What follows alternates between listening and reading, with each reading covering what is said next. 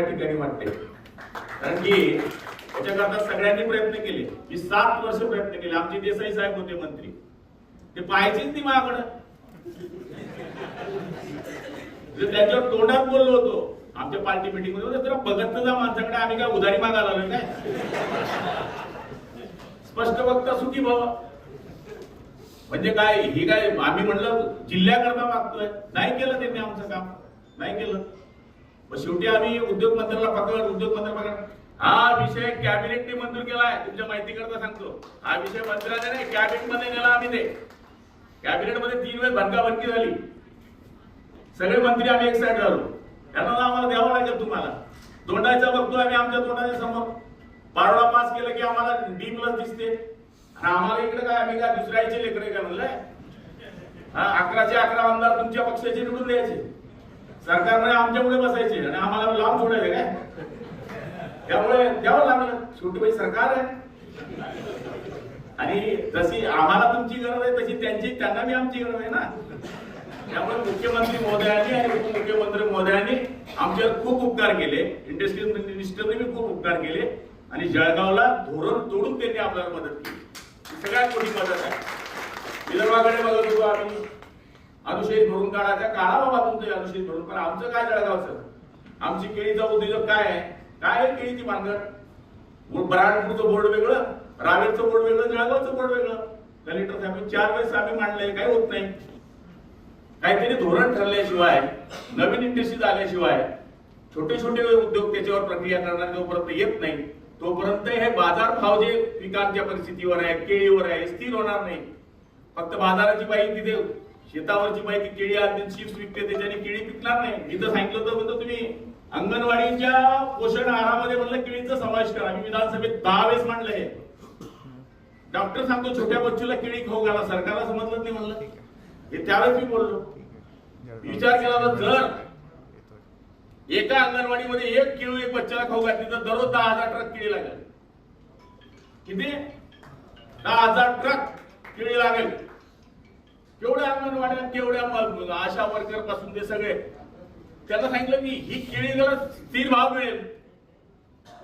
तिथे तुम्ही ते चणे खाऊ घालता, हे खाऊता, एक वेळेस केळी खाऊ घाला ना आमची. त्याच्याने बाजार स्थिर होईल, शेतकऱ्याला काम मिळेल.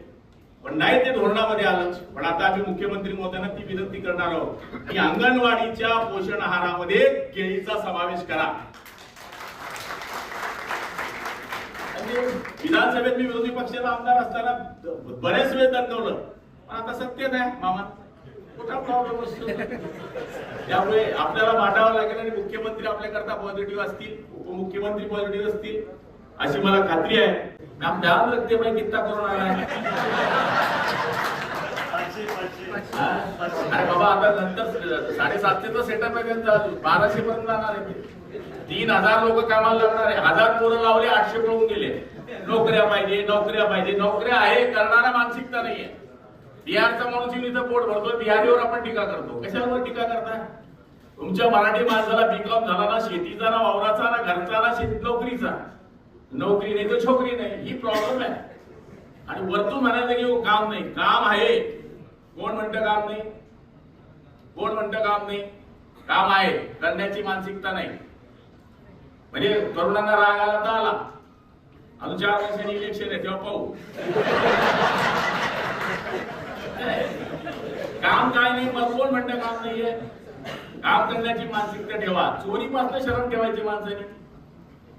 बरेच लोकांचे इतिहास बसतो. अंबानी असा होता, तो पेट्रोल विकत होता. आपले पॉवरला म्हणले राकेलची एजन्सी होती, फोर्ड ट्रॅक्टरची एजन्सी होती, तिथं 1000 लोकांना काम देत आहे. सगळ्या तिथं शून्यापासूनच 1000 झाले ना. तुम्हाला काय अडचण आहे? तुम्ही पण करून बघा ना ट्राय. मी काय राजकारणी होतो का? आमच्या धंद्यात पण आम्ही श्रेष्ठ आहे. आपण धंदा करावा लागेल ना बाबा. सांगायचा अर्थ असा आहे की प्रत्येक गोष्टीमध्ये आपलं नैपुण्य दाखवण्याची गरज आहे, दैनंदिन. आणि आज उद्योजकांच्या मागे आपलं उभं राहण्याची गरज आहे. आणि मला तरी असं वाटतं की आता बँकेना थोडं बघितलं पाहिजे. म्हणजे काही बँका चांगल्या आहेत, पण काही ज्या बँका आहेत त्यांना आपल्याला बैठका घेऊन समजवलं पाहिजे कारण की छोट्या उद्योगाला बँकेचा फार त्रास आहे असं मी ऐकतो, आणि मला तरी असं वाटतं की हा त्रास कमी करायला आम्हाला पुढे यावं लागेल. म्हणजे मला पुन्हा बँकेवर टीका करायची नाही आणि बँकेची माझी काही दुश्मनी नाही, पण दुश्मनी त्यांची इच्छा असेल तर करावी लागेल. शेवटी स्वभावाला औषध असते. आता तुम्ही सांगितलं D+ आणा, सगळ्या आमदार महोदयांनी, सगळ्या मंत्र्यांनी. मी तरी म्हणतो की ही येण्याची वेळ होती. हे बघा आता उद्या काय होईल मला माहित नाही, पण इतिहासामध्ये आमचं नाव लिहिलं गेलं की कोणतरी होते मग मंत्री, कोणतरी आमदार होते, खासदार होते, त्यांनी D+ करून आणलं. पण याला मूळ कारण तुमच्यासारखे उद्योजक होते म्हणून आम्ही हे केलं. आणि मला तरी असं वाटतं की आता प्रस्तावित मध्ये नवीन क्षेत्रांमध्ये आपण पाहिलं असेल चोपडा 18 पालकमंत्री म्हणून नव्हे तर आपलाच भाऊ म्हणून, मित्र म्हणून काही मदत लागली आमच्या परीनं ती करण्याचा. मी असेल, मामा असेल, ताई असेल, गिरीश भाऊ असतील किंवा सगळे मंत्री महोदय असतील, आमदार महोदय असतील, हे पहिल्या वेळी जळगाव जिल्हा मी एकत्र पाहिला D+ करता. दोन्ही खासदार आणि 11च्या 11 आमदार आम्ही हजर होतो. अशी युनियन आहे. त्यामुळे उद्योग मंत्रालयाने हालचाल नाही करू दिली आणि कोणाला हालचाल कर. त्यांनी पाहिलं की 11 आहे बाबा, 2 खासदार आहेत, त्यामुळे आम्हाला तो फायदा झाला. हे एक ठीक आहे ना, निवडणुकीमध्ये आमचे विचार वेगळे वेगळे असणार, आमचे पक्ष वेगळे वेगळे असणार, निवडून आल्यानंतर आम्ही कोणाशी कोणी युत्या करणार हा विषय वेगळा आहे.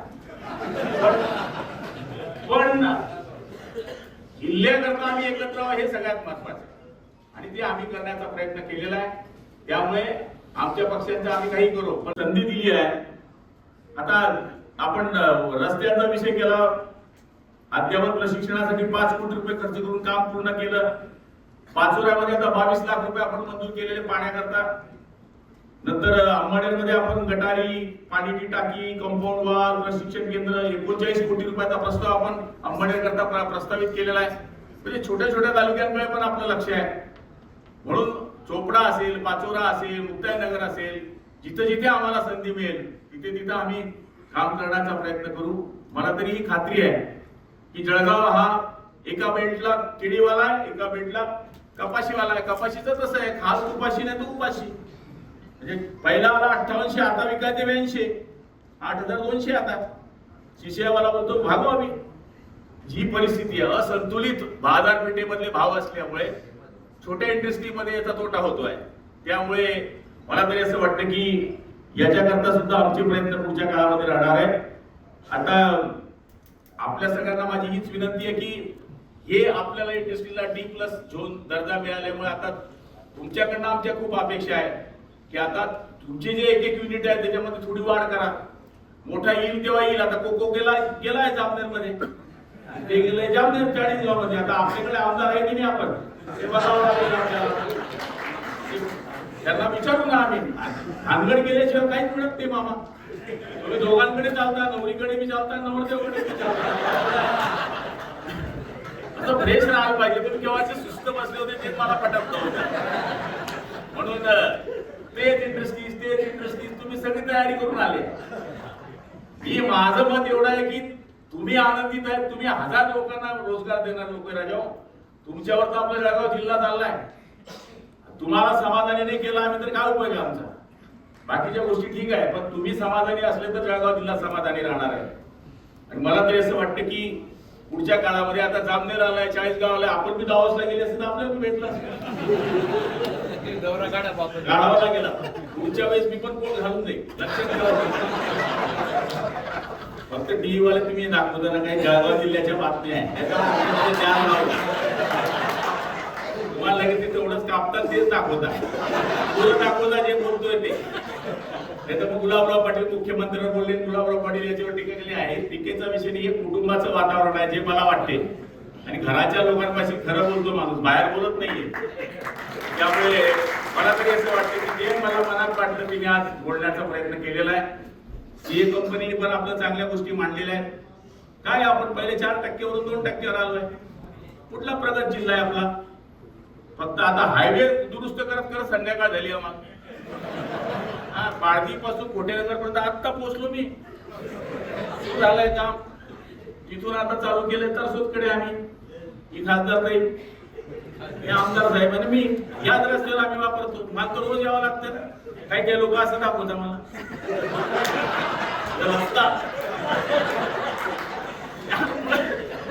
त्यामुळे आम्ही खूप लटकलो त्या रस्त्याच्या मागे, तेव्हा ते रस्ते चालू झाले.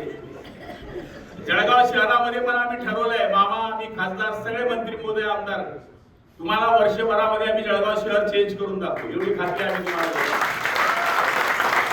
आजच्या वेळेस आम्ही पैसे दिले, पण पैशाचं नियोजन करत असताना काही ठिकाणी आमच्या चुका झाल्या किंवा काही कॉन्ट्रॅक्टर लोकांनी चुका केल्या. आता नाही करणार आम्ही त्या.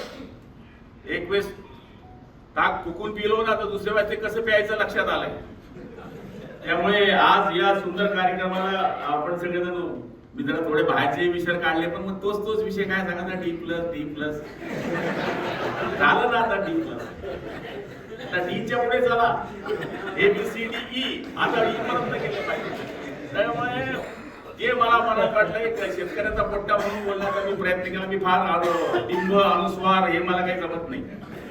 सर्व बोलायचं जे आहे ते अहमदनगर कुठलं प्लस नाही मायनस नाही काही नाही असं म्हणायचे पूर्वी. एक जिल्हा सांगा की ज्याला काना नाही, मात्रा नाही, अनुस्वार नाही, टिंब नाही. मी सांगायचो अहमदनगर. कसं आपलं बोलणं असं सरळ, बिना टिंब नाही, मात्रा नाही, काही नाही. जे आहे तोंडात ते बोलायचं, जे आहे ते करायचं. आणि आपल्या सगळ्यांच्या आशीर्वादामुळेच हे आम्ही करू शकलो. आणि तसा मी भाग्यशाली आहे. माझी इंडस्ट्री बरेच दिवस चालली मामा. 3 वर्ष मी परभणी पालकमंत्री, 7 वर्षापासून जळगाव जिल्ह्याचा पालकमंत्री, 10 वर्ष पालकमंत्री राहणं सोपी गोष्ट आहे का? माझी कंपनी जोरात चालली की नाही?